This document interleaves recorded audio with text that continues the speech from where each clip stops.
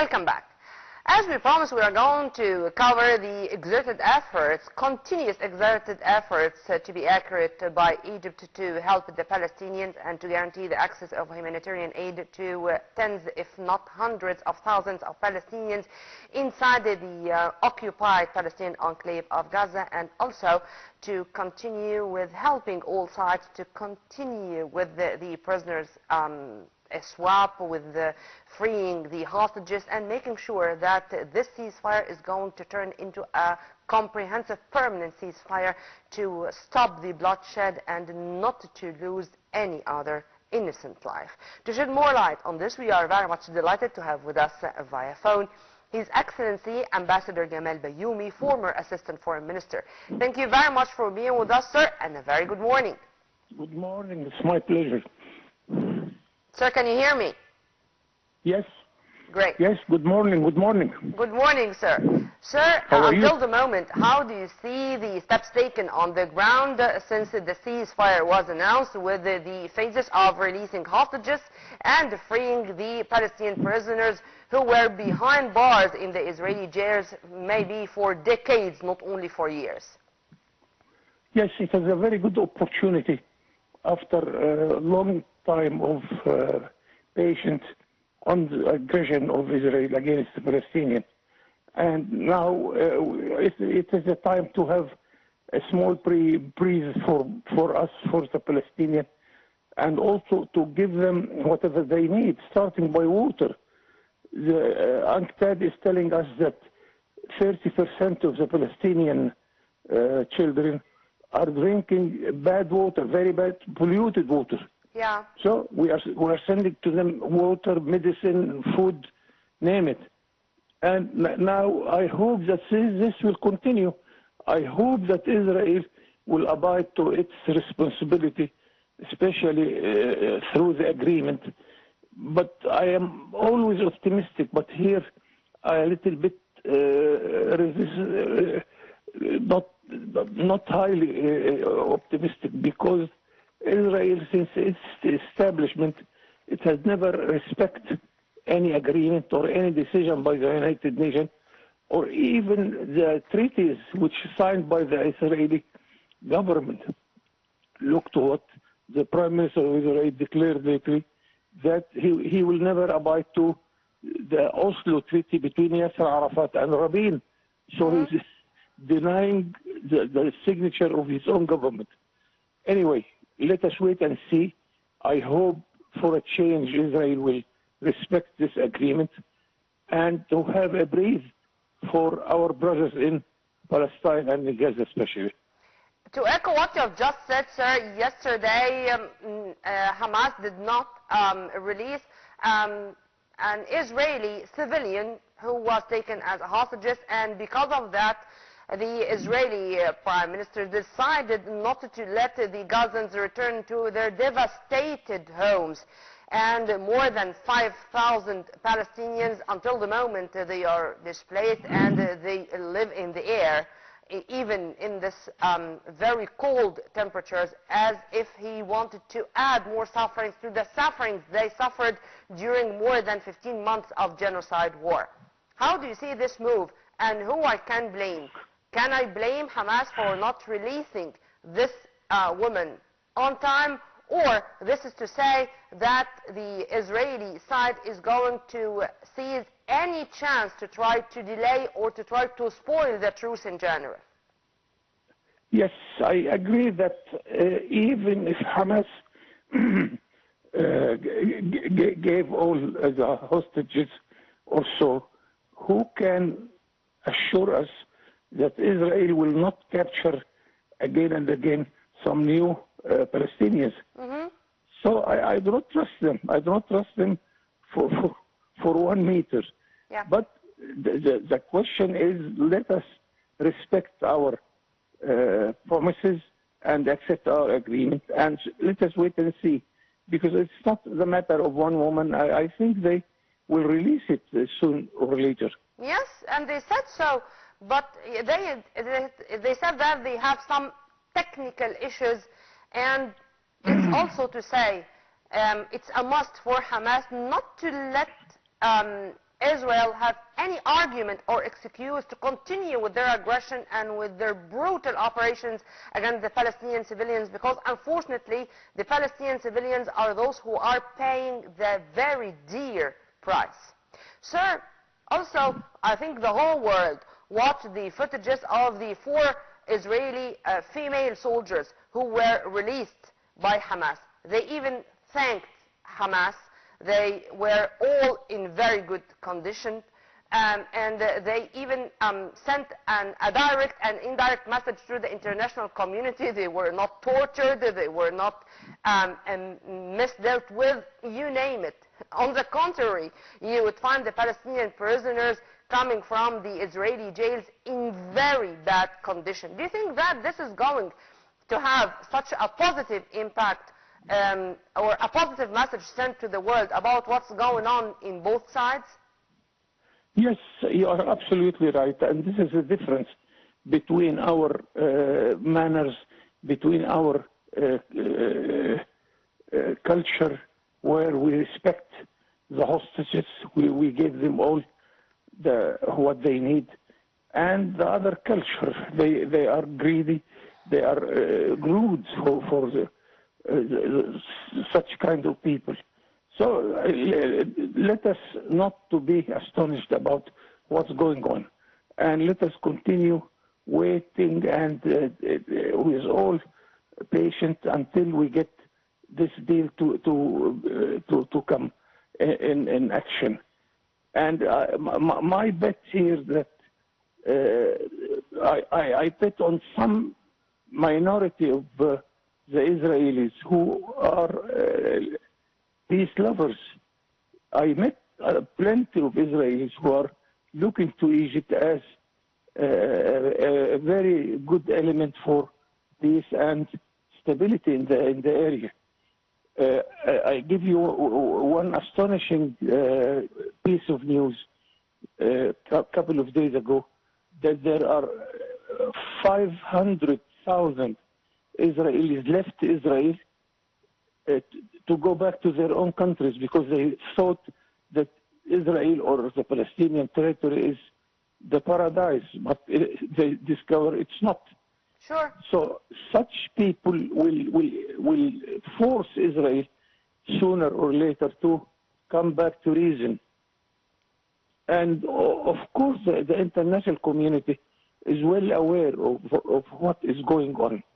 Yeah. Take in the United Nations that 154 countries voted with stopping the war and to give the Palestinians the time to breathe, to eat, to have medicine, to rebuild their houses. And yesterday, sir, we depend on this. And yesterday, as we were celebrating the Police Day, or the 73rd anniversary of our Police Day, President Abdel Fattah al-Sisi addressed the nation. And he sent a number of messages during his speech, and he said it that way. I mean, I'm going to quote him: Egypt is the oasis of peace. And the recent achievement, the most recent achievement, is the ceasefire, which took place only a few days ago with the mediation of Egypt, Qatar, and the United States. But it was Egypt who started immediately with hundreds of tons of humanitarian aid to the Gazans, and received the Gazans who are here in Egypt receiving treatment in our hospitals inside North Sinai and all over Egypt too, taking into consideration that this is part and parcel of our national security. Would you please, sir, I'd like you to elaborate on that. Yes, I am of those to agree that we will never wait for a moment to help our Palestinian brothers. Mm-hmm. And the UNRWA is telling us that Egypt sent to the Palestinian land 85% of what they received. So it means that we are giving several times as much as the whole world gave to Palestinians. Yeah. But I am not saying this to be proud about. I am saying this because the Palestinian question is not a Palestinian question. It is Egyptian national security since decades, since thousands of years before Christ. when the Egyptian army always was engaged to liberalize this piece of very precious land to us. During Salah ad-Din al-Ayyubi and the Crusaders, during afterwards when they established this this country, Yeah. which is not really a real country. It had, once Shimon Peres drew my attention that they are not similar as Israelis. There isn't something like Egyptians, whether Egyptian coming from Alexandria or from Aswan, he is Egyptian. But in Israel, they talk plenty of languages. They come from 72 countries, and it looks like a joke. So we depend on the Palestinian resistance, which I hope it will continue even for years and decades until this will stop, this silly aggression will stop someday. Sir, since you mentioned the UNRWA, because unfortunately we have only few days to come, and with this weird legislation from Israel, UNRWA is going to close its doors, and this is going to take place by force, despite the fact that UNRWA is responsible or is the artery of life for millions of Palestinians, whether inside the Palestinian territories or in other parts of the world. How do you see this decision, and if it's really a fact that is going to be implemented on the ground, what's going to be the case? I'm not surprised, and I expect the worst from this Israeli government. But by all means, we shall continue to help our brothers the Palestinians, whether through the UNRWA or through directly between Egypt and them, or directly between other countries and the Palestinians. So the UNRWA, of course, it was a sort of international face in order to make everybody satisfied that they are doing their job according to international law. Yeah. Okay, let UNRWA out of the Palestinian territory. This will uncover more and more of the Israeli attitude in front of the United Nations, in front of the international community at large. I mean, this is going to be another breach of international law, international humanitarian law, and disrespect to the UN, to the United Nations in general, as UNRWA is an organization affiliated to the United Nations. True? Exactly. But I want to remind myself that Israel never agreed to any resolution coming from the United Nations. Even the resolution of 1948, which established Israel, they didn't respect it. That resolution gave the Israelis 49% of the land and the Palestinians 51%. Yeah. Now we do not have even 20% of the land. So they do not abide to even the resolutions which establish their own country. But I'm a little pessimistic also nowadays, because I am waiting to what the new American administration will be doing in the next few days. Because really I spent one whole night listening to the coming president, and really it's not promising at all for peace anywhere in the world. He is punishing his own allies in the European Union, and he will impose new taxes on the trade coming from Europe, coming from China. So what do you expect from Palestinians it's his or calculations, and it's his strategy. Trump, I mean, I think he is going to repeat what he has done during his last tenure as the American president. But sir, since you mentioned also Trump, there was some piece of news which were released only a few hours ago that Trump, some weapons or some bombs were on hold. This was a deal, or this was part of the American aid to Israel. Now he did it. And unfortunately, those 2,000 bombs are going to be sent to Israel in the very near future. And this is to say that even if this ceasefire was achieved on the ground by Egyptian, Qatari, and U.S. mediation, yet on the ground, as if Trump is saying to Israel, I'm going to continue with providing you with more weapons, even if they are prohibited, because this is going to take place also under this excuse self-defense. How do you see this move today, only 2 or 3 days after his inauguration? Even the American majority will never accept such thing, because an American individual, which his own government does not cover his needs, they are giving Israel $14.5 billion in cash, and weapons and troops and IT technology, all of this, and they will continue doing that. In my opinion, it doesn't differ from one president to another, because this is the American strategy. But sometimes I am a little bit optimistic, because what is happening with the presidency and the Congress is different from what is happening in the State Department, the Foreign Ministry, and the Pentagon. Those I have, in my humble experience, I have a lot of friends on the American diplomacy, and they assure you they know the realities.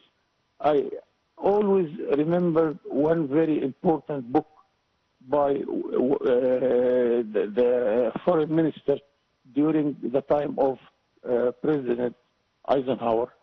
And this book is translated into Arabic, by the way. It calls War or Peace. And they confess in the book that Egypt is very important, that Israel is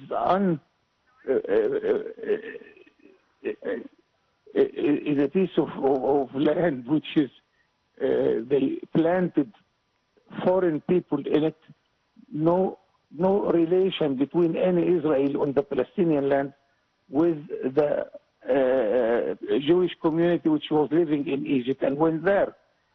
But they repeat the lie until they believe it themselves, and they want us to believe that a Russian has the right to come to Palestine and the Palestinian has to leave. This is the case, but I think that with our diplomacy, we have a very active diplomacy. Very active diplomacy, amen to that, sir. One final question, nowadays. Ambassador Bayoumi. So? Yeah. Yeah. If there is only one merit, only one advantage of the Israeli genocide war during the past 15 months, is that it really showed the real image of Israel in front of the international community. And with some statistics which were said in many official reports by international organizations regarding the WHO, for example, the World Health Organization, speaking about the health institutions or the health system in Gaza, which needs 2 decades to return back to life, in addition to the mass destruction, which also needs decades to regain Gaza as a place where a human being can live. This mass destruction, I think, it showed the real image of Israel. If you agree with me on that, and if yes, how we can use this? Yes, I want to tell you a piece of information that I know from my European contacts, that even the Europeans started to make Israel pay for the buildings and the projects which were financed by Europe. So they deducted from their assistance to Israel. This is a very good move from the Europeans, although the Europeans in general, they are with the planting of this foreign body in our region. But Europe also is unsatisfied with what's going on with Israel, and they punish them if they destroy a project which was financed by the European Union. Then they take it from the assistance money which they gave to Israel for development. Things like that can enlarge, it can continue. But I believe that in the long term, we shall win this war by resistance. We all hope And so, this is sir. Let's our cross only our weapon, fingers because that we are going to live I in here a stable, want to secure, satisfy our peaceful public region. opinion, Yeah. who wants us to make harsh decision or cut the relations or fight. Sadat said it, we are not going to fight the United States. We Amen cannot to that. fight the We are United not going States. to fight the United States. Well, as I said, sir, let's hope that tomorrow is going to be a better day. As usual, I enjoyed our discussion. You are always an added value to our program, sir. Thank you very much. We were very much delighted to have with us via phone His Excellency Ambassador Gamal Bayoumi, former Assistant Foreign Minister. Well, right after the short break, I'm going to return back with more, so stay tuned.